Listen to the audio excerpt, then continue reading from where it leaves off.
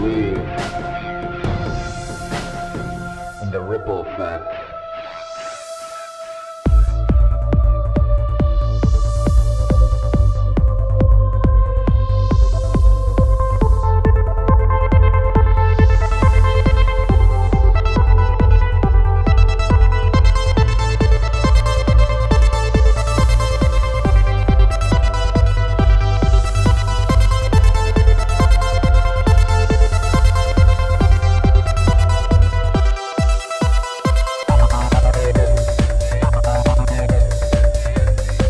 What's up? Ricky Verandas, another episode of Ripple Effect Podcast. Finally, I released another one. It's been a while. I truly apologize. Thanks everybody who's been listening, going back in the archives, listening to old episodes, and I really appreciate it because it's the whole idea is pretty amazing. The idea that somebody like myself, average Joe, nothing special about me, never went to college, barely graduated high school, have a full-time job, that I get to all these amazing guests on the show. I get to talk to them, and one, it's amazing that these people come on the show, and two, it's amazing that people download these shows prior to having these guests on, when it was just me and my co-host Dave, and the fact that people still download it's pretty amazing. I mean, just the idea that people like listening to you talk, share ideas. I think there's something refreshing about people just listening to somebody who maybe doesn't have an agenda, isn't trying to sell them something, is open-minded to change their opinions and open-minded to other opinions.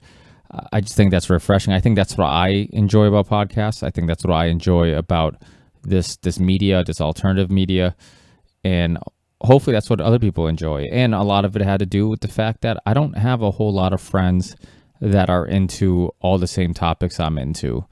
And the ones I do, I don't see as often as I'd like. I mean, we have busy lives, kids, work, wives, responsibilities, and you don't really have as much free time to sit down and just bullshit, have a conversation with, friends that you appreciate their opinions and like to pick at their minds and share ideas and vice versa. I mean, that's why one of the selfish reasons I started this podcast with my co-host Dave. It was just, I loved our conversations, and it was just one more reason to have more of them. And yeah, I don't even know how I got on that, but either way, thank you so much everybody who's been listening. This is the 101 episode of the Ripple Effect Podcast. Life's been a little crazy. Obviously, when this isn't a very lucrative gig, it's hard to cut into things that pay the bills and whatnot to do this, and I promise to find more time to do it. I got 2 episodes, luckily, one with Derek D, the host of Fastlane Daily, which unfortunately, after being one of the longest running shows on YouTube, car shows on YouTube, with over 2,500 episodes and 9 years on YouTube, it just recently came to an end. And yeah, I mean, I met Derek D, the host of Fastlane Daily. He's an actor, comedian, and met him in New Orleans. I was there for a bachelor party. I believe he was there just to party, and was awesome just meeting him and talking to him. Really cool guy. Like I said on the episode, it's really cool to meet people that seem really cool on TV when you watch them or when you listen to their podcast. He's also one of the hosts of a PBR Podcast, and then meet them in person and realize that they really, what you see is what you get. They are what you see and what you assume.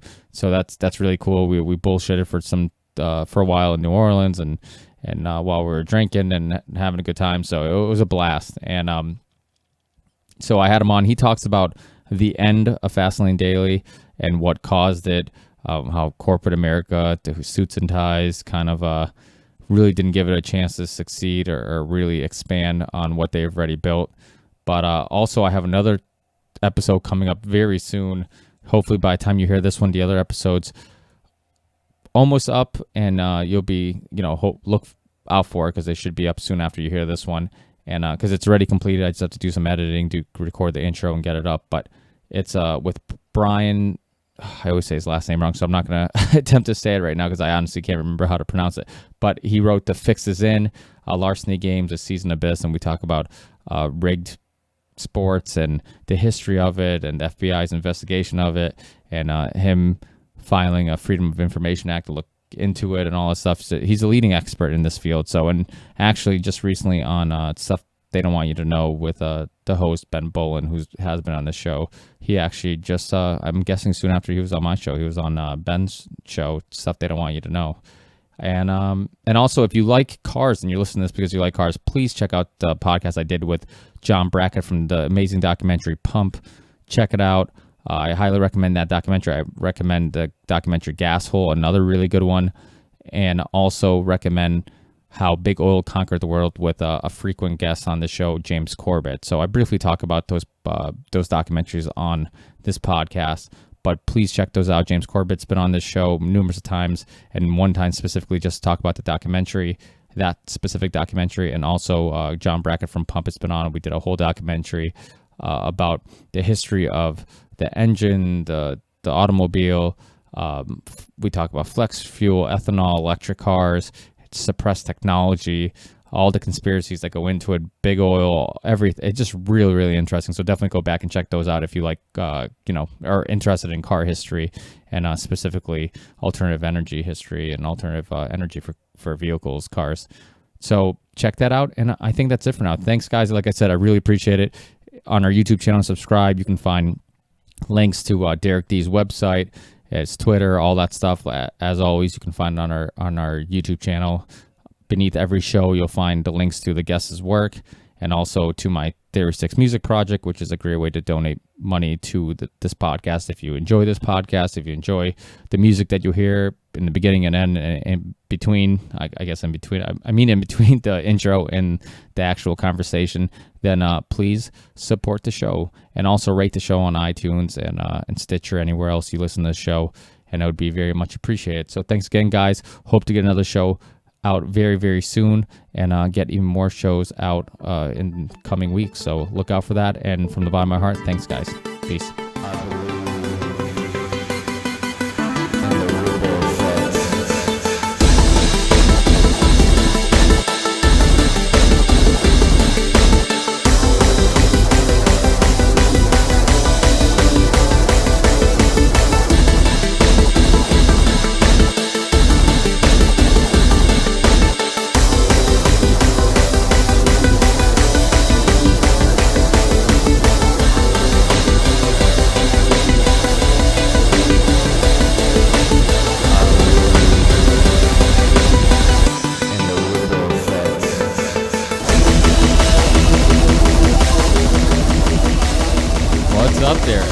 Ricky, what's up, dude? Can you hear me all right? Yeah, I can hear you. Nice. Great. Thanks for being with me, man. Yeah, no problem. You sound very clear as well. Oh, awesome. So, last time I saw you, you were in New Orleans, and crazy thing is, back then, you when we saw you, you already knew about. Well, it seemed like you already had a hunch that Fastlane Daily was going to be ending soon, and it's funny because I watched your episodes after that, kind of seeing if I could see, if you could, how I'm guessing it'd be very hard to stay as funny and as upbeat and as positive as you usually are on the show, knowing that, and you did. I mean, the shows really didn't seem any different until obviously the last show, which was really hard, I'm sure. Yeah. And yeah. Are we in the show right now, or are we? Yeah. Well, yeah. Well, I sent you a message on Skype, but sometimes people don't read it. But usually, what I like to do, because one thing I used to do all the time, and I sucked at it, was I used to do introductions while the guests would wait, and then I would try to jump into a conversation. I got you. And it was hard because what ends up happening is that it's hard to get in a casual conversation, almost on call, okay, now let's be casual and talk, so it was easier for me. A couple times I just basically did the intro later, and I would just be like, what, the second the conversation starts, and I make the phone call, then let's just start recording. And a lot of times also it would avoid me from having some interesting conversations before the show, and then afterwards being like, fuck, man, I wish I recorded that, so yeah, no, I totally get you. Yeah, so I host a podcast as well, so I know how that goes. PBR. yeah Yeah, man. So you could finish your question and I'll answer that. Yeah. So how hard was it to do that, to stay positive and still give, I guess, in some ways, not give any hunches that something's going on. Really, I mean, as just a fan of the show, I mean, the shows were going smoothly, and I'm sure even yourself, staff, everybody, the whole production crew, I'm sure it was hard to kind of, stay positive and still put as much, or was it, I mean, I guess that's probably the question. Was it hard to put in as much effort and as much work into each episode, knowing that it could be one episode away from the last one? Well, I'll tell you, I mean, I'll fill you in, I'll give you some behind the scenes on all this. First off, yeah, it was cool randomly bumping into some fans in New Orleans. I think we were at where were we at? Razoo? Yeah, that place is awesome, man. That place is awesome. I mean, I love New Orleans. That was my 4th time in New Orleans, and it really was an awesome place, and we were hanging out with some hot babes that we met, so that's always good. And I was a few hurricanes, whatever. I was drinking all day. Oh deep. My God, those things! Those things are so crazy. For your audience to know, you came up to me, you're like, "Oh, are you Derek Deep from Fastlane Daily?" I was like, "Yeah," and then, I'd found out the news about the week before that they were going to be canceling Fastlane Daily. So it was quite the blow, but we had about a month's cushion or so.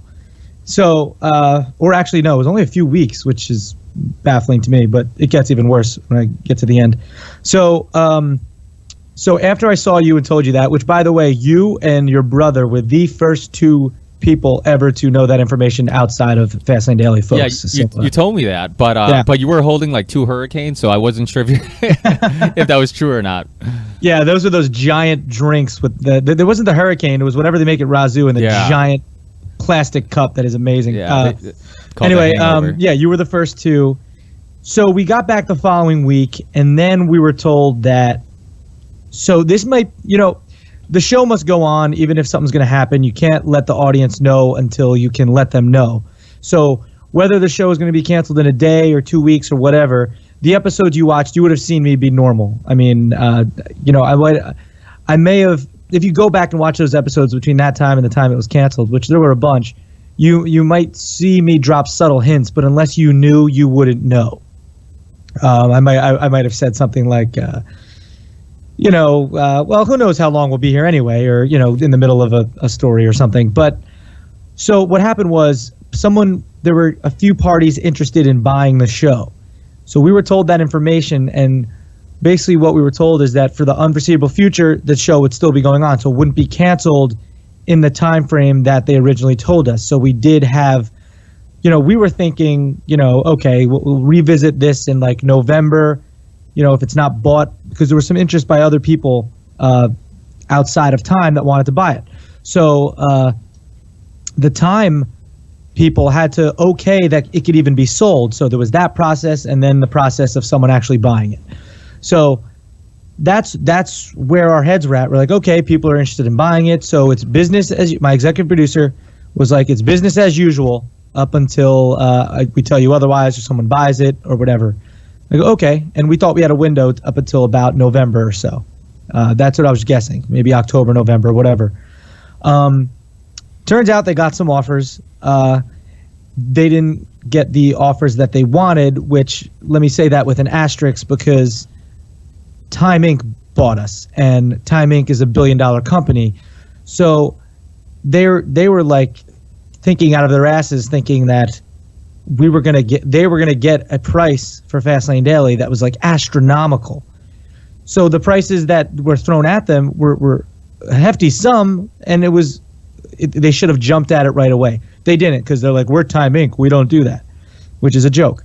So anyway, time went on. We kept, no pun intended. We kept doing the show, and then I believe it was July 27th, I think, was the last show.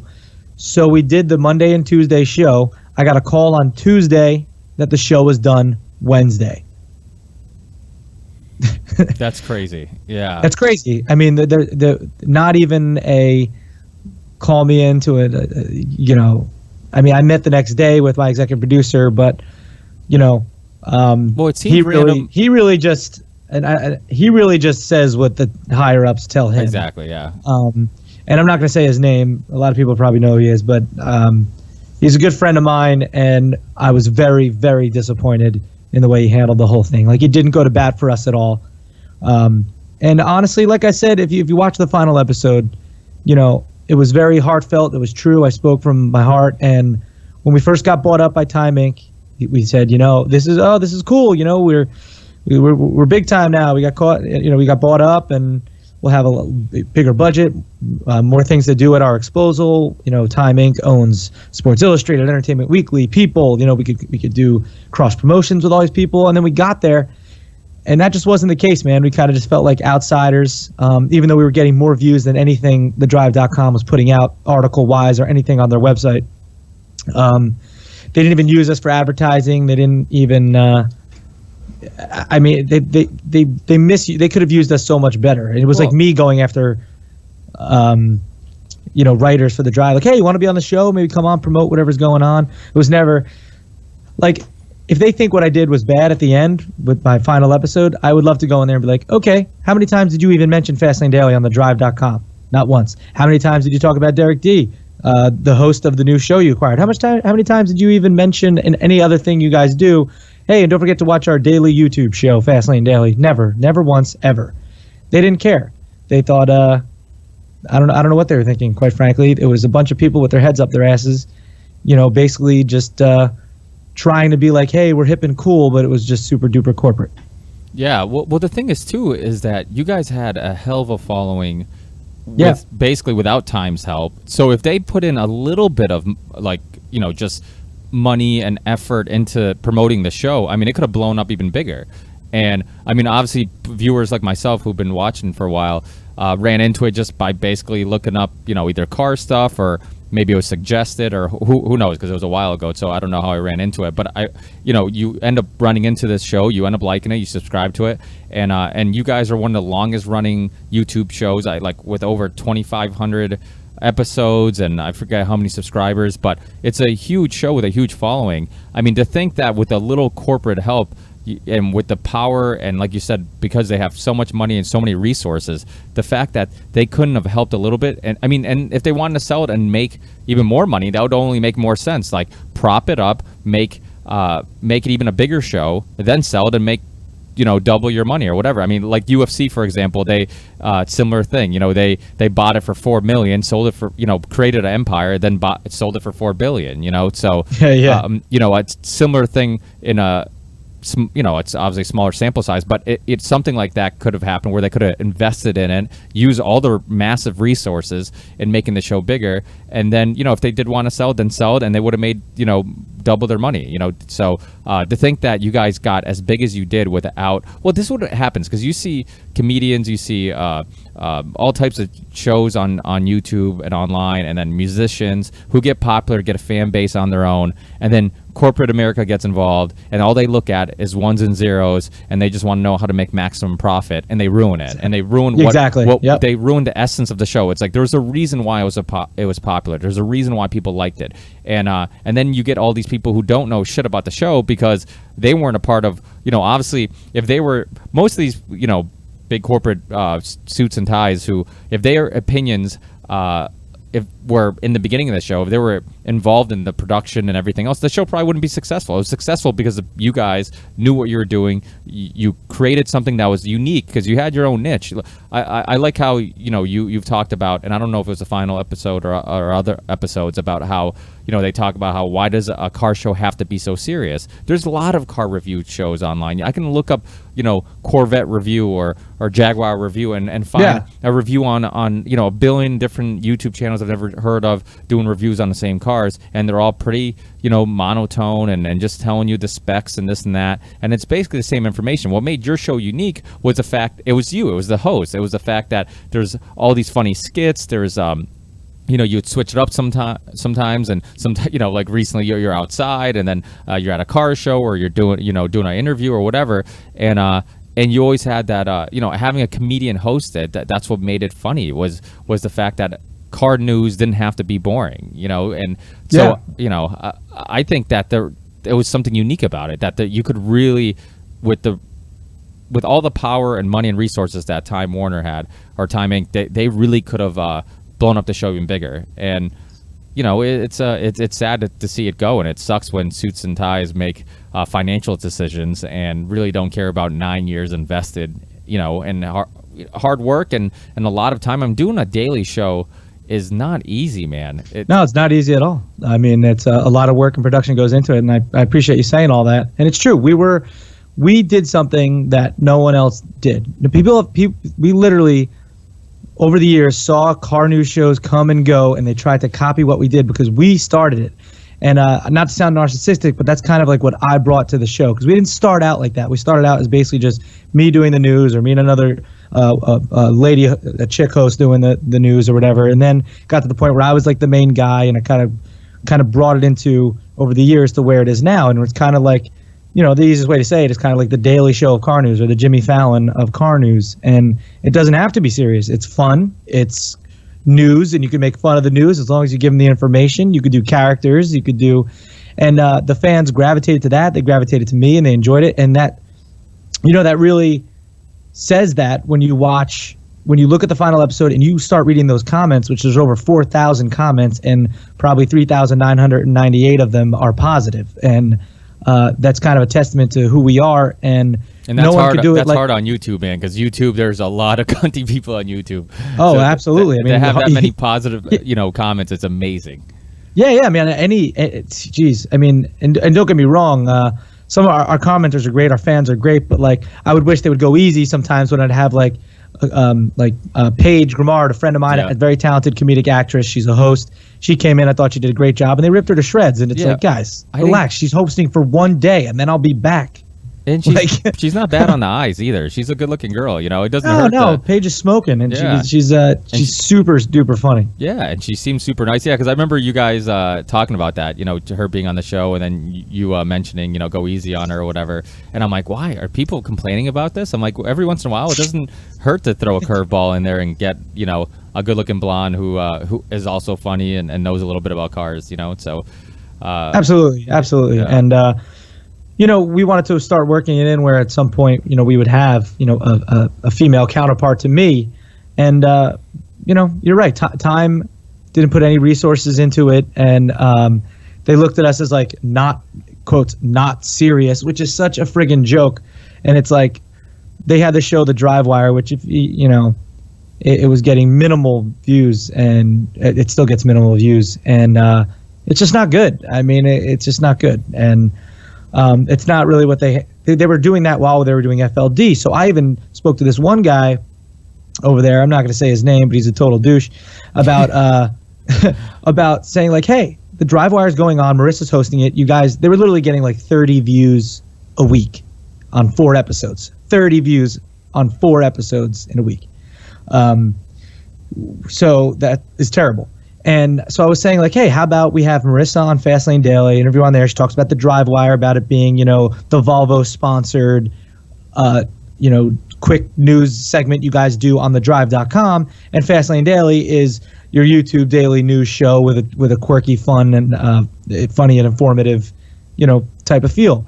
And this guy's like, oh no, Volvo is super happy with what we're doing. We want to stick to the format. And come to find out that when I wasn't down in the studio one time, this guy was basically just talking shit on me on Fastlane Daily with Marissa in the room, who I'm friends with, who I got the gig. And AK was actually in the room too, like on the other end. And I guess this guy didn't know the AK could hear it. And just total two-face, typical corporate, like, hey, I'm cool, but I'm not at all kind of guy. A week later, after I had that conversation saying, you need to get more views on DriveWire, let's cross-promotion with Fastlane Daily, Volvo came down and was like, this is terrible. What's going on? It gets no views. What are you guys doing? And then, of course, everyone was throwing a hissy fit, and they changed the whole format, which I said a week earlier. But he was like, oh, no, they're super happy with it. No, they were not. I mean, that just goes to show how clueless they are over there. And that's not everybody over there. There's a lot of people over there at the Drive that I think are really cool people. They write good articles. But just the higher-ups and the people that think they know everything come in and change it up when they're sitting on literally something that's super special, and they let it go. So if there's any takeaway from all this, like I've said, it's the positive outpouring from it. I mean, a few other doors have been opened. I've been in talks with a production company who wants to possibly maybe do something with Discovery. with literally doing a show that is basically the Jimmy Fallon of car news. Like, take Fastlane Daily times 10, put it on TV, and have it like a late night talk show kind of feel, but with celebrity guests, bits with cars. The opening monologue would be the news in a funny way. There'd be, man on the street segments. And like you were talking about reviews before, you're right. It's so saturated. Like I always say, I'm not doing a review. I'm not reviewing a car. I'll do something with this car that makes people interested in it. Like we did with the Fiat 500 Abarth that we had. I just drove it around asking people yes or no. And then within that, you get a feel for a car. You see it, throw out the horsepower here and there, but I'm not sitting there and reviewing the car like 4,000 million other people.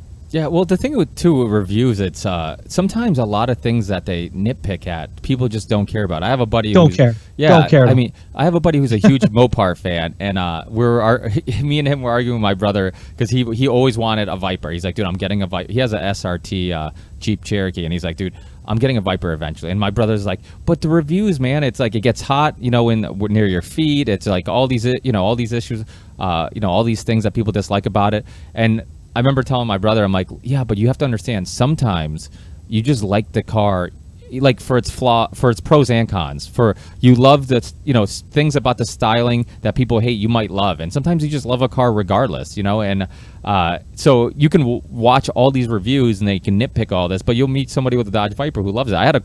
I've had two Corvettes. I had a 01 Z06 and I had a nice 05 C6, and both of them, I love driving them. Of course, same issue, like the interior design, cheap, the nav looked like it came out of, a 95, whatever, it just looked awful and it looked cheap. But I loved the car because it was, it drove awesome, beautiful styling, and bang for your buck, you couldn't touch it, So it was just one of those things where sometimes somebody's purchasing a car for a different reason than somebody else is purchasing a car. And a lot of times you hear complaints about like the nav or this or that, and I'm like, you know what, honestly, but I like the look of the car so much that the nav doesn't bother me, or I like whatever the gauges that other people might hate. So we're just reviewing all those things. You're getting one person's opinion, and there's 1,000, and a lot of times these guys, they all say basically the same thing. It's a lot of just like repeating themselves and stuff. So for listeners who might not be familiar with how your history, how you got involved with Fastlane Daily. I mean, you were basically a comedian, and you're basically getting in a showbiz, and then you auditioned for this show, right? Yeah. Well, I'm an actor, comedian, host, and I found out about the audition, and I went. I always liked cars. I always enjoyed them, and went in and auditioned and got it, and who knew? I mean, that's the other end of this. It's like, it lasted as long as it did. Just the way it ended was really, really shitty. But the fact that it lasted that long, and I had a gig that lasted that long, is pretty amazing in this industry. I mean, very amazing. And I went a lot of cool places. YouTube shows when YouTube shows weren't taken quite as seriously. Like now, it's like if you have a YouTube show, that's like you guys started when I mean, how seriously did you take audition for a YouTube show at the time? Well, originally YouTube wasn't even like anyone gave a crap about it. I mean, it was a show that was going to be on Next New Networks, was the network that owned us at first, and there was a bunch of other shows on there. Like Indie Mogul and Barely Political, which is now just the Key of Awesome, which I'm actually a cast member of as well to this day. But it was a network with a bunch of other shows on it, and they had their own playing platform on the website. You would actually go to fastlanddaily.com to watch it. And then YouTube was out, so we also uploaded to YouTube as well, but it was kind of both, and then YouTube just kept getting bigger and bigger. So we just basically uploaded to there, and then YouTube actually ended up buying Next New Networks. And that's a whole other story. FLD changed a bunch of hands, but we always, kind of came out on top and kept going. But I did a video in 2003. It's a lip sync video, one take. It's like a bunch of different songs. It was called Music Galore, and I did that in 2003. And YouTube didn't come around to really like 06, 07. And I uploaded that video that I did called Music Galore, which you can go watch on YouTube right now, to yahoo.com on, it was like 04 or 05 when I uploaded it or something. I think it was 04. because there was like nowhere to put it. I just had this funny idea, and I ended up almost winning $100,000 in my own show on Yahoo, because of this video I did, and I got entered into this talent show, and Tom Green was one of the judges, and the Ask a Ninja guy, and this other chick, Maria Sansone, who's a host, I believe, on like Good Day LA or something currently. But yeah, if I had uploaded that video to YouTube when YouTube first came out, I strongly feel it'd be right up there with the guy that did the history of dance. Because like in 2003, I did a lip sync video with no cuts, all different songs, one take. Like I'm an OG lip singer. Like I've been crushing that game for a long time. And then I did Musical Lore 2, and then last summer I did Musical Lore 3, which was with Sarah Schreiber, another actress on the boardwalk. 57 songs or 54 songs in one take, all different emotions that go through in a relationship.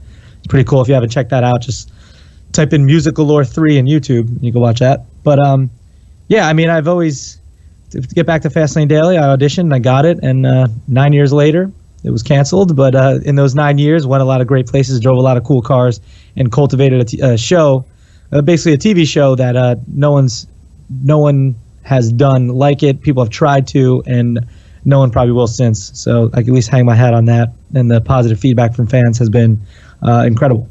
Yeah, definitely. I think you can tell right away just the feedback, how much people really love the show. And I think that what ends up happening is that when you do a daily show like this, and I mean, the generations are changing. Like people just don't watch TV anymore. They don't watch cable TV, I should say. Everybody watches their shows online. I mean, I watch my news online. I have like a basic routine where every morning I get my coffee, and then I have a little tablet that I have playing shows that I watch almost every day. Some RT shows, watching the Hawks and stuff like that, and I throw on your show, and just a couple of shows that I watch in the morning while I'm getting ready to go to work. And so it really becomes like a part routine of people's lives. Yeah, it becomes a part of people's lives. They check the show. Some people, I'm sure, daily. Definitely there's fans out there who watch it every single day. So it really does become a part of people's lives. And I think when it goes away like that, you kind of feel like you're missing something, like something, you lost a close friend or something like that. And absolutely. I mean, it was very. I mean, you got to think 9 years. So everyone that was a fan knew every day an episode was going to be there. Unless it was a holiday or something and we were off, but it was going to be there. So it becomes so routine. It's like you don't know what you got till it's gone. And then once it was like, I'm still getting emails daily from fans and comments on Facebook and comments on YouTube and Facebook messages. People are like, "Geez, I can't believe you guys are gone. What's going on?" And but the cool thing is, a lot of the fans are saying like, Fastlane Daily is just the name. They're like, we'll follow you. Just let us know where you go, and we're in. So, absolutely. Which is great. That I kind of had that impact. And some of these fans, like I can't even. It's amazing. So I mean, I wish I could remember all the things but I've been invited to weddings, and that's awesome. I've been offered to fly me. They offered multiple weddings, but one they offered actually to fly me down to Florida to go to the wedding, and I was like, that's very nice, but I couldn't possibly have you pay for me to do that. So I made a video for them to play at the reception, saying congratulations and stuff. That's awesome. Yeah, it's crazy. Actually, I did the video, and Bob Schumann Jr. as well. He made a cameo. But I also, I mean, there's countless times we had people in the military, the military, and I just said military, the military, and reach out to us and say, me and the other Marines, we all gather around, watch your show. Kind of keeps us grounded. We love it. Thank you so much. And these guys are fighting for our freedom, and they're thanking me for this little daily show that I do. We had one guy I saw recently, and actually posted this comment that I read, because I haven't been able to read all the comments. There's just so many. I go through them, periodically. But he was like, this show kept me from downing a bottle of Percocet and ended it all. He's like, because I lost my car, my wife, and I was like, geez, I mean, that's a hell of a burden to bear. Absolutely. And, we could do that for people. That's amazing. One guy lost his girlfriend in the Paris attacks, and he used to watch the show with her. So kind of watching it kind of keeps him attached to her, he was saying. And like, geez, I mean, that is just That's overwhelmingly humbling and positive and like mind blowing to me. And that's just a few of the stories. It's insane.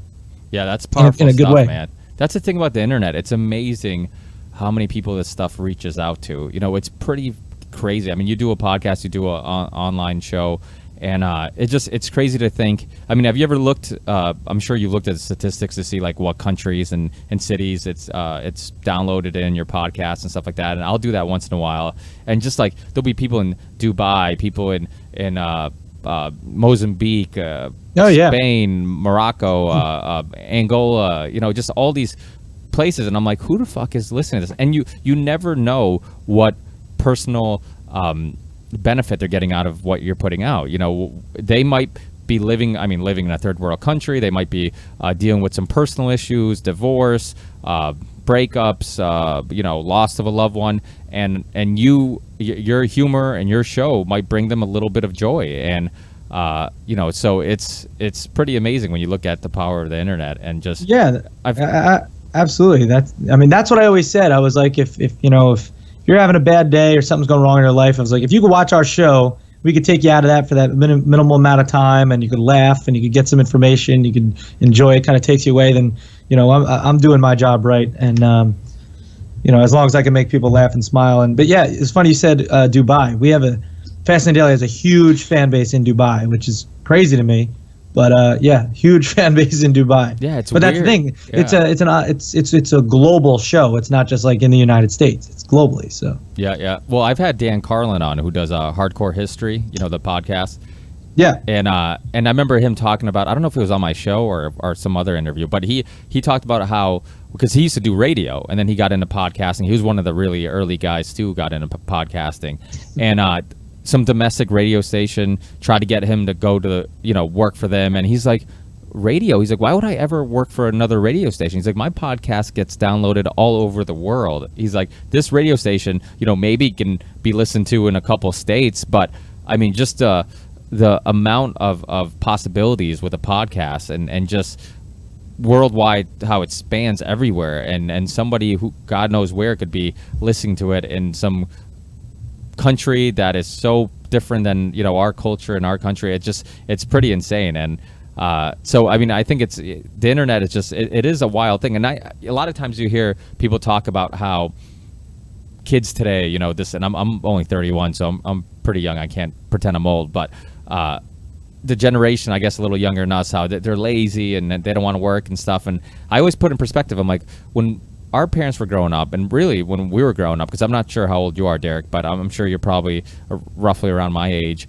Yeah. When we were growing up, we kind of, if we wanted something, we had to pay for it. If we wanted an album, we had to go buy it. We had to, purchase it. We had to basically earn money to get the thing that we wanted. So we had this thing where it was just like, we kind of, I don't know if we respected money, but we desired money a little more. And now today, with podcasts and online shows and entertainment, really kids growing up in a generation where they never lived without the internet, and they have YouTube and they have Facebook and they have Google, basically can search anything they want all over the world. They can get the entertainment they want and music and whatever without money. You're bypassing money. So because of it, I wonder how much of it has to do with the fact that shows like yourself and podcasting and stuff like that has really changed the way people have looked at things, and because they're living in a world where they can get things for free. And so I don't know where I was going with that. I'm sure there's a point. I get what you're saying. It definitely has changed things. And I guess it's easier to connect. I guess it is a lot easier to connect. I mean, look what we're doing right now. I mean, I'm just sitting at my desk here with a mic talking to you, and we both sound clear as day. Yeah.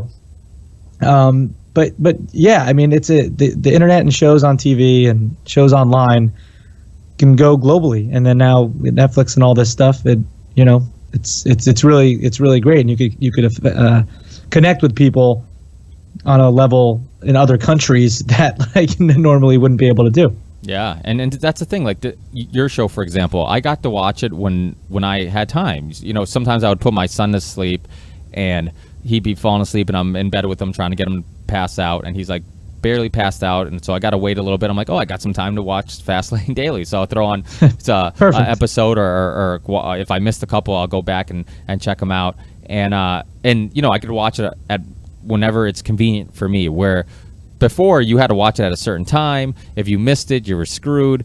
And yeah, I think that's a thing of the past. I think, people are looking at the future and they see, you look at Top Gear, they're going on Amazon Prime now. And you're seeing, Netflix, and, you look at House of Cards and all these series that are going online, and it's huge. It's really is the future, and the access to it as it becomes easier, as podcasts become easier with phones and tablets, and everything's just so easy to get access to. It's just I think more people are going to slowly transition to that. And really, I mean, I don't know who watches, cable TV. Anyways, it's probably older generation and who don't know how to use a phone, but.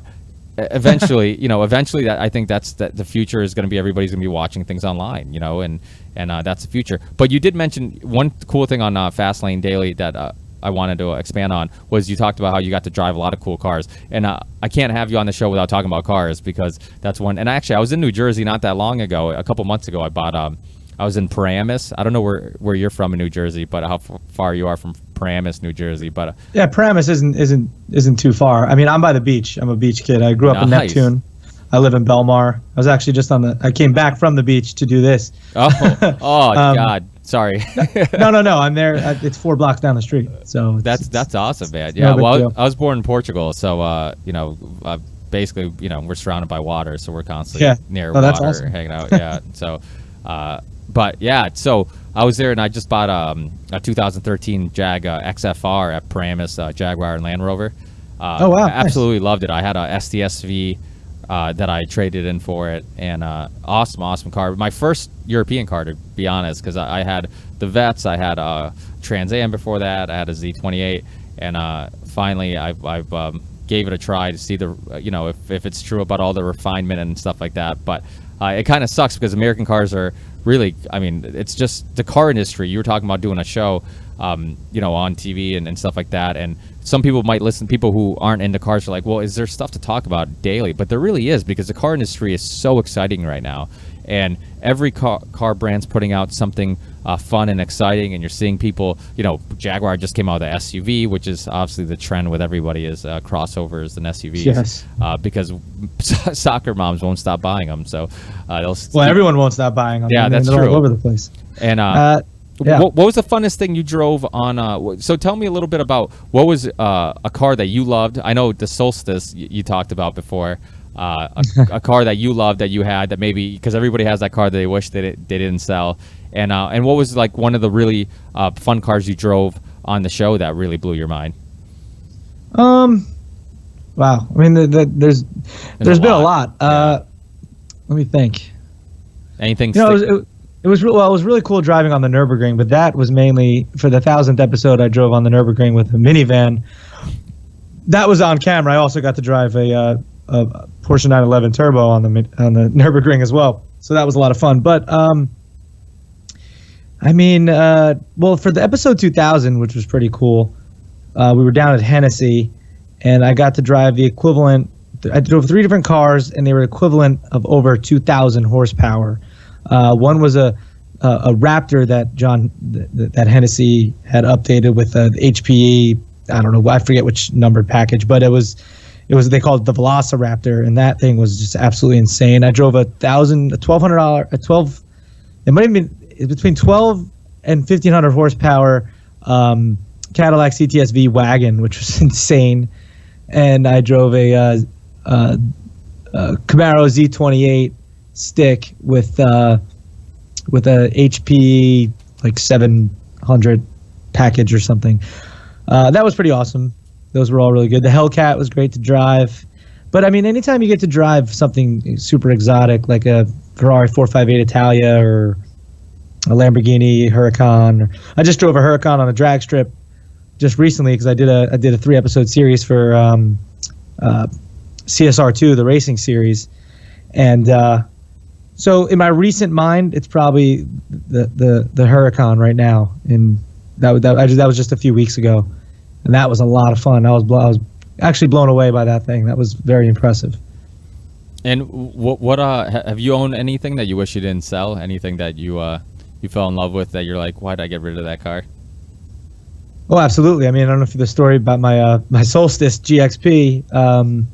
Now, the regular Pontiac Solstice was, a soft top convertible, but I had a hard top coupe, which they only made, I can break down the story for you real fast, and for your listeners. It was a black Pontiac 2009 Pontiac Solstice coupe, hard top convertible with a target top, so you could take that out.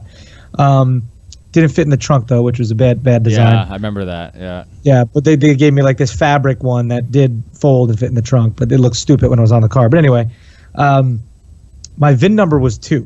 I went to we shot an episode of Fast and Daily, which is still online. Went to the Wilmington, Delaware assembly plant. I drove it off the assembly line. The number 1 went back to GM for propriety reasons or whatever. It's the first one they made of that model, so they keep it. The second one went to me.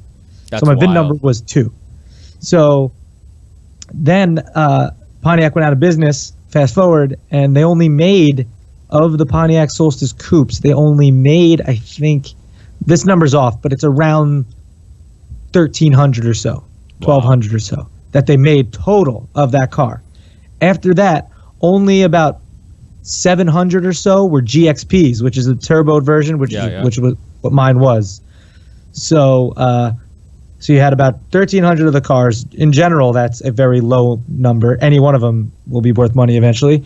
The GXPs, they only made about 700 of those. Mine was a GXP. Out of that amount, only 200 and something were manual. Mine was manual. And out of the 200 and something that were manual GXP, my VIN number was 2, the very first one. So I bought that car and I loved it. It was, but here's the thing, practicality reasons. It was two-seater sports car, rear-wheel drive. It's not good in the snow. I'm a snowboarder. I like to go snowboarding. Would be good driving up to the mountain. It just wasn't practical. It's very great as a secondary fun car you put in a garage, but I couldn't afford it to just be my everyday driver, and that's all I had. So I had to sell it. I actually made a pretty good profit off of it. Sold it to this guy in Oklahoma, and I told him after I sold it, I said, I will be coming back to buy this car from you at some point in my life. And then after that, I got a VW CC, which I love that car as well. Yeah, but that's the car, the black Pontiac Solstice hardtop coupe. Now, if some of you listeners might be just thinking of the soft top, the hard top looks a million times better. Yeah, I love the target top. That's something about cars with a target top that it looks awesome, because the problem with convertibles is that it ruins the shape of the car. It's and I don't I hate soft tops for that reason. I mean, never liked them. They look most of them look all right with the top down, but once you put the top up, it looks ridiculous, because most of those cars were designed to be, hard tops and designed so the curves and the lines all make sense when it's a coupe or whatever. But once you turn it into a roadster and take off the top, then it looks ridiculous. The target top was awesome. My 05 C6, it was same thing. I had a target top, and I loved it for that reason. It looks awesome. It just reminds you of like Fast and Furious and in the target top Supra, just chilling, and it keeps the shape of the car, and I love that target top. And Pontiac was making some really cool cars just before they went out of business, and they had the GXP. I mean, they came back. They should have kept Pontiac. Should have stayed. I mean, they definitely should have stayed, but. I really wish I still had that car. What made you want to get one? Did you just test drive one and fall in love with it, or did you just? Well, I fell in love. I fell in love with the look of it at first, and I was like, "Oh man, this is awesome!" And then we did a thing on the show where the fans could pick. It was, pick Derek D's car. It was a choice between that. It was a BMW 1 Series, and what was the last one? Was a GTI, and so basically the BMW and the Pontiac Solstice coupe were the ones that were getting the most votes, and honestly, we had already went through the process of getting in touch with Pontiac and everything, and shooting at the plant, and me driving it off the assembly line and everything. So the voting was very close between the BMW 1 Series. Are you saying it was rigged? Well, I'm just kidding. If you want to put it that way, yeah. I mean, the voting was real, and it was very close. I think the BMW 1 Series actually did win, but only by like 30-something votes. And we were already planning to go to Wilmington, Delaware and everything, so we just, and TV magic. There's hanging chads and all that stuff, so, you needed a recount, and, But yeah, so that's the car that I regret selling, but I had to sell it. I don't regret it for the fact that, at the time it was the best decision for me to make. If I had a lot more money, I would have kept it. I mean, my payments were like $500 a month for that thing. Yeah, the things that we do for a car that we like. I know. I have, me and a bunch of my friends, we end up buying cars we can't really afford. We just, you end up falling in love with a car, and you're like, you know what, I think I can make this work, and you end up buying it. Yeah, that my STSV, my Cadillac, it's the same thing. The only thing I miss about the car was how rare it was. It was similar to your GXP. It was just a really rare car. They made them from 06 or 07 to 09. They made them for 4 years, and they only made roughly around 1,000 of them, and a handful of them went to Europe, so there wasn't many of them. So that was, it was a North Star supercharged engine, 469 horsepower. So it was, and it drove awesome. It just, in a straight line, it drove awesome. When you went around turns, definitely a lot of body roll and stuff like that. Now the Jag, completely different. I can't believe how well it handles for a four-door car.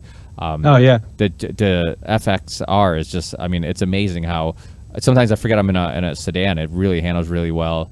And but American cars have come a long way, and the G8 came back as the Chevy SS. Have you looked at any of those, or what's your opinion on that? I feel like they kind of fucked up. They should have made it a little different looking. It looks too much like an Impala. Yeah, it does look like an Impala a lot, but I do like the SS, but I do like the way it looks. I actually really like the way the new Malibu looks as well. Yeah. But yeah, American companies have really stepped up their game, and it's at the point now where technology is so advanced. Like, you're gonna you buy a brand new car, it's not gonna break down on you. I mean, of course, you get the occasional lemon that can happen with any car brand, but for the most part, like, anything you get is gonna be reliable. It's not going to give you problems if you just get the yearly maintenance that you need to get. American cars. I mean, especially like the newest Corvette. I love the new Corvette. This thing, right? Yeah. Yeah, it's super, super nice. And you hear rumors about but the SS was cool. Yeah. The SS was cool. I actually never have driven one, but it is a really cool looking car. I love the shape of it. It definitely is a cool looking car. But the only problem is that unless you're a car guy like you or me, you really don't. An average person is going to drive by and they're not going to know you're in something special, something rare, a performance car.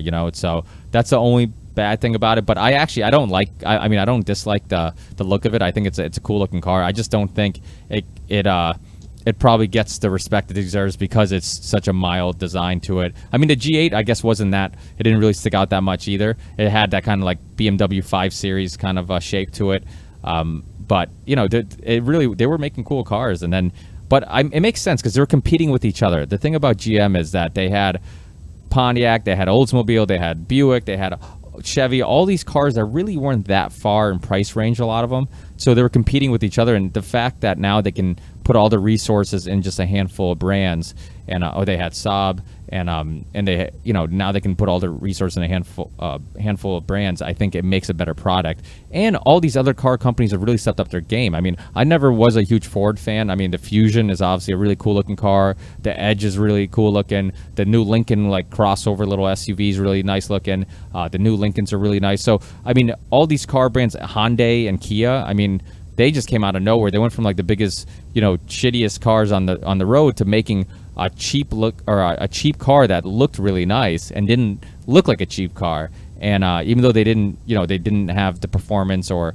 the probably didn't drive and have the fit and finish as some of the other brands that have been doing it longer, they made a really nice car, nice looking car for the money, and they took off. And I think it forced everybody else to really have to step up their game. And yeah, it did. And Hyundai and Kia. I mean, Hyundai owns Kia, but they've very much have stepped up their game. I mean, the Kia Optima is really, really good looking car, and you could get that in turbo. It's very surprising. I mean, I remember back in the day in high school, someone had a Kia Sportage, and you'd put it in drive, and you end up in park. It's it was such a piece of crap. And then they put a bunch of money into these cars and these brands, Hyundai and especially Hyundai and Kia. And now you look at those on the road, go, oh, look at that cheap car. You go, that's a legit car. The Hyundai Genesis is legit, super luxury and great to drive. And same with the Kia Optima. You sit in that thing and you're like, this doesn't feel cheap, The only complaint about Hyundai and Kia is they definitely take pretty obvious styling cues from everybody else. Like it's Yes. but it's cool because they're constantly changing the model too. They don't like, a new Elantra will come out this year, and then 2 years later they're already changing the way it looks. And I'm like, wow. I'm like, they're not fucking around. They're constantly keeping people excited about the brand. And I mean, really, it helps the brand because people are going to want to trade in their one that looks old now for their new one, But I'm sure it hurts, in the long run. I'm sure that has some impact on the value of the car, trade-in value or resale value, because Audis and stuff like that, BMWs, because older Audi hasn't changed that much, or older Jag hasn't changed that much. You get one from 2010, it doesn't look that much different than a brand new one. Because of it, it probably helps with the resale and stuff like that. But when you're buying a car, that shouldn't be what you're thinking of. I don't think you should just buy a car because you like it. And that's kind of what I've done, which is why they're awful investments, but they're fun anyways. But yeah. When you buy a car, it's not necessarily. I think we were talking about this before. It's like dating a girl. She's great, and there's no such thing as a perfect girl, and you're gonna find flaws. There are things you don't like with the car that you love as well, but the good outweighs the bad, and you just love that car. Oh yeah. And that's getting back to the industry, how, especially in the automotive industry, I can't even count how many auto shows all around the country and world even, and everyone, especially on press days when all the industry is there, everyone just thinks they know everything, and every car sucks. Oh, that car sucks. Did you see this? It sucks. It sucks. It sucks. No, it doesn't suck. For maybe you don't like it, but there's a ton of people that think that's a great car and affordable for them, and so what that. They're buying a Kia Rio. Maybe it's a family that has never had a brand new car. They go buy a Kia Rio, and they're very happy about it and very proud that they're able to do that. And here you are just shitting on car because whatever. There's so much. There's so many douchebags in the industry, and there's a lot of cool people too. Don't get me wrong, but it's that pretentious oh yeah, did you see that? That sucks. Did you see the fender flare on that? It's disgusting. Shut up. Yeah. Well, that's why we stopped doing interviews on Fastlane Daily at auto shows, because we would just end up talking to some PR person that would just say, oh, the new Toyota Camry is, the best in its class, and it's got an extravagant new handling and all this stuff. They would use words like extravagant and phrases like best in its class. It's like beat it. I don't want to talk to you. Tell me, let me go look at the car, and I'll give you the facts and then tell you make up something funny or tell you what I think about it. Well, because that guy, no matter what car company he was working for, he was going to tell you that it was the best car. And they're not even one thing I hate is going to buy a car and then the salesman doesn't know shit about the car that I'm buying, and they're looking at paperwork. Oh, I think it has a V8, or I think it, this and that, and I'm like, dude, you're just a salesman. You could be selling vacuum cleaners. You're just using the same tactics, but a guy that, I feel much more comfortable with the person who actually is passionate about cars, likes cars, and seems to know a little bit about the car that I'm buying. And exactly. And cars. Cars. It's similar to wine. It's funny because you being Italian and me being Portuguese, I'm sure you have some winemaking relatives, and it's same thing. My parents, my dad's made wine since I can remember. My grandparents did. I started making it, and it's one of those things where you can get. Wine can either be one of those things where it's just we can talk about 90 plus rated wines and how rare this wine is, this and that, and then you can lose the fact that it's fun. We enjoy the smell, we enjoy the taste, we enjoy the way it makes us feel, and it doesn't have to be that complicated. Same thing with cars. It doesn't have to be. You don't have to.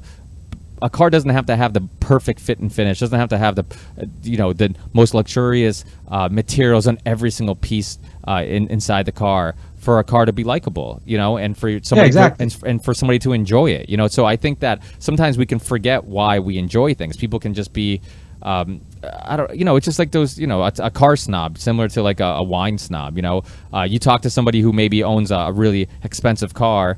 I've done it where I've talked to somebody about a Ferrari. I've run into a guy somewhere at a car show has a Ferrari, and he's kind of bashing other cars, and I'm just like, well, that's easy for you because you have a Ferrari, But to somebody else that, that Mustang GT 500 or whatever, is an awesome fucking car for him, and it was his dream car, So it's it is one of those things where it's so subjective.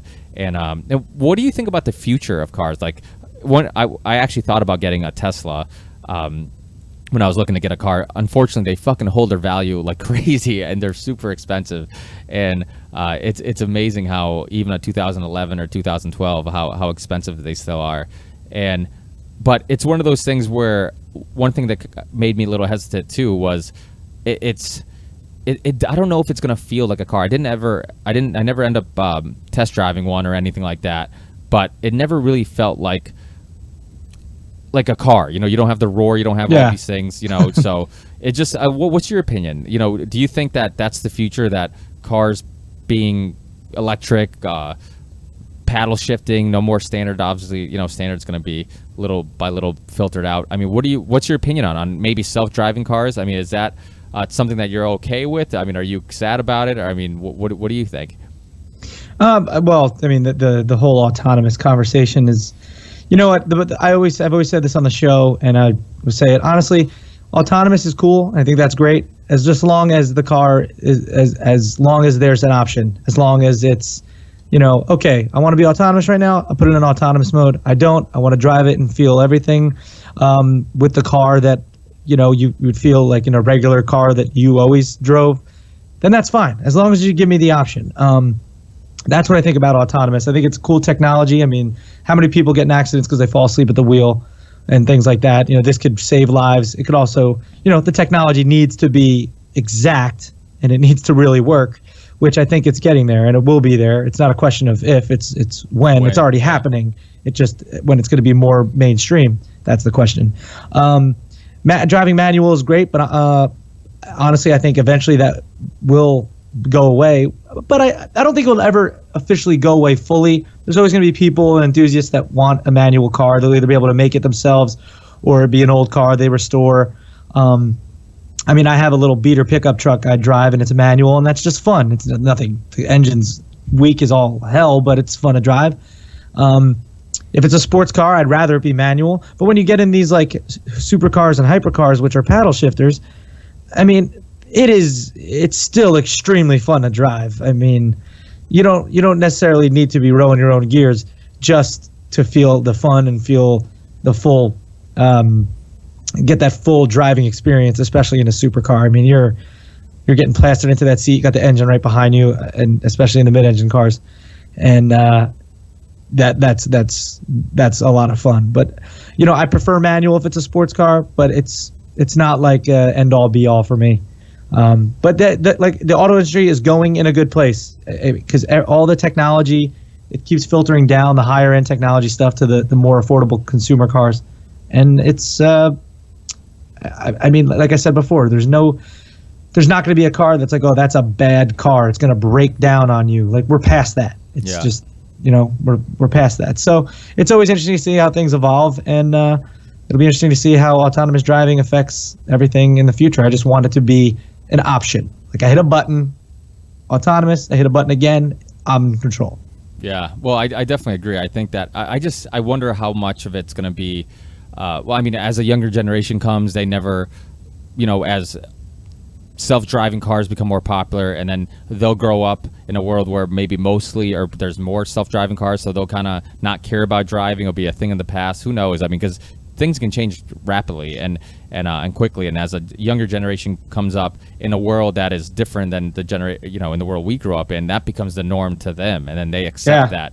So that's true. A lot less people know how to drive stick these days. Oh, absolutely. So I mean, you'd be surprised how many people in the industry don't know how to drive stick. Oh, a lot of press people. It's ridiculous. I learned how to drive stick on a little pickup Mazda B2200 pickup truck, whatever it was that my dad had. It was the first thing I ever learned how to drive, and all these old Portuguese guys had these small little Nissans and Mazda little pickup trucks, because with standard you can get a little more power out of the engine because you can rev it up and stuff like that. So but they're fun to drive. I think there is a lack of intimacy when it's automatic, but obviously at one time standards were always faster than the autos, and now the autos are faster than the standards. So performance wise it makes sense. But I love what Tesla's doing. I think I've had John Brackett on, who he's an automotive engineer. He was in the documentary called Pump, which is all about our addiction to oil and why we don't have have you seen it? It's an amazing documentary. No, but I've heard of it. Yeah, it's on Netflix. If you haven't seen it, anybody listening, I'm sure people probably have, but if you haven't, if I haven't talked about it before in the past and recommended it. Please check it out. And it really talks about how, ethanol, flex fuel, that's an option. Henry Ford wanted his car to run off ethanol, thought it was the future of fuel. Prohibition kind of ruined that because Rockefellers and a lot of people invested in basically prohibition because they knew it would stop the production of alcohol you drank and production of alcohol they were using for cars.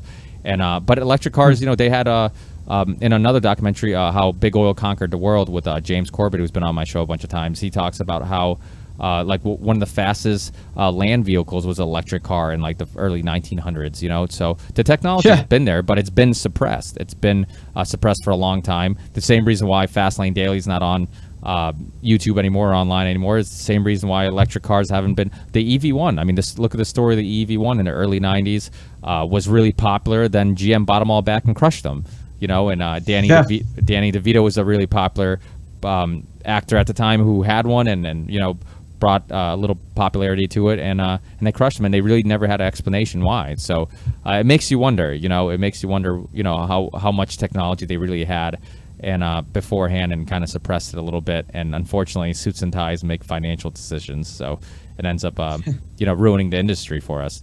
But yeah, I think electric cars. Have you driven an electric car? How does it feel like without shifting, without exhaust noise? Does it feel like, or do you feel like you would miss, if it was your everyday driver, you would miss a car that had the shifting and the sound of the engine and sound of the exhaust? Sure. Yeah. It's really cool when you drive an electric car because the immediate torque that you get is super fast. Like you're like, whoa, this pickup is insane. But yeah, I think I would miss the noise. It's just quiet. It's just, it's. So yeah, I would miss that. If I had an electric car, I'd have another car too. yeah, no, I hear you. I think cars are going to be one of those things where eventually, this is just my prediction, I think eventually we're going to have self-driving cars all over the place because it's going to, politicians or people who don't really give a fuck about cars are going to use the argument that it's going to save lives with drinking and driving. It's going to people can do work in the car, office work. You can sleep in the car, whatever. And then cars are going to be like hunting. It's going to be like a thing that you do on weekends. Hey, you want to go to a nice track and drive some cars? So that might be the future, but who knows? Obviously predicting the future is always a hard thing to do.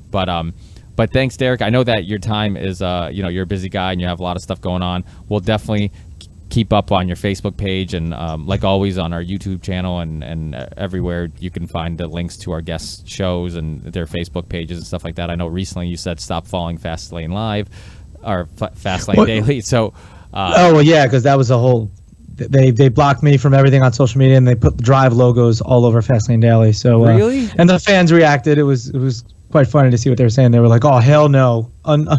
Unlike, and so I just said that. I said, "In all due respect, if you feel so inclined, unfollow." But me personally, if you're listening, you could just go to derekd.com, DEREKD.com, and you can get to all my social media stuff on there. Awesome, yeah, and definitely check out. Well, I don't know. Should I tell people to check out your show? absolutely. You've done tons of great work on YouTube. Yeah. I'm still up there. They haven't taken that down yet, which they sure shit shouldn't.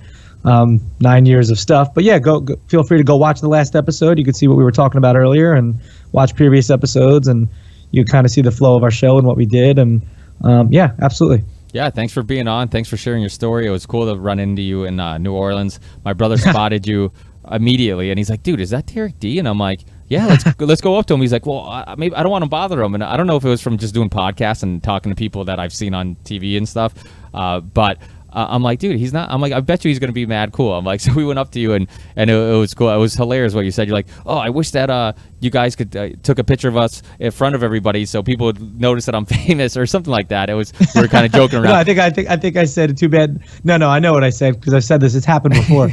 I said I wish you guys came up to me and said that when I was talking to like a girl, like a smoking hot chick or something, because then she would have been like, "Wait, what? Wait, who are you?" Because that would be something that obviously I didn't set up. You just came up and did it. Yeah. It's like Perfect. It's the best game possible. Yeah, definitely. Oh yeah, because girls will, just because they see people taking pictures. I mean, I do it myself. If I see somebody taking pictures with somebody, I'm like, who the fuck is that? What's going on? So. Oh, like, who is that person? Yeah. But if I was talking to a specific girl and you're like, hey, are you Derek Deacon Bass? Yeah, what's up? Hey, what's going on, man? Yeah, are you that guy like, with that huge cock? I mean, wait, is that you? With the... yeah. Say that next time you run into me in New Orleans. Actually, don't say that. That might be weird. That would be weird. You're right. Why would you know that? But thanks, Derek. We'll definitely keep up with your future work. I'm sure you'll definitely be doing something very soon. And once you do, we'll have you on to talk about it, promote it, and all that good stuff. So best of luck. Thanks for taking time. You're one of those people that you always assume, like, oh, if I run into this person, I wonder if they're as cool as they seem online or wherever you listen to them or see them. And you definitely are. So it's really cool to run into people that you see and you watch and you realize that, holy shit, they're as cool as they seem on TV. So it was really cool to hang out for a little bit and especially New Orleans, because everybody's in a good mood in New Orleans. So yeah. Love that Well, place. thank you, man. I really appreciate you saying that, and it's the truth. I mean, what you see is what you get with me, and how I am on the show. Even though I'm performing, that is my personality. And if I'm acting, then if I'm playing a different character, that's something else. But yeah, I mean, I'm always doing stuff. Follow me on social media. I mean, the Fastlane Daily isn't the end all and be all. I got things going on, and so yeah, feel free to follow along. Yeah, and check out his podcast. Also, you can subscribe to that anywhere you can listen to podcasts. Obviously, if you're listening to this one, you know where to get podcasts. Yeah, so, PBR Podcast. It's called PBR Podcast. It's me, Mike Polano, and Joe Gatto from our Practical Jokers. Yeah. Awesome. Well, thanks, Derek. Hey, enjoy the Friday. Sorry for taking you away from the beach. And, no worries. And we'll definitely keep in touch, and good luck with everything. Thanks, Ricky. Appreciate you having me on, man. Hey, thanks, Derek. Take care. All right, have a good one. Believe in the ripple effect.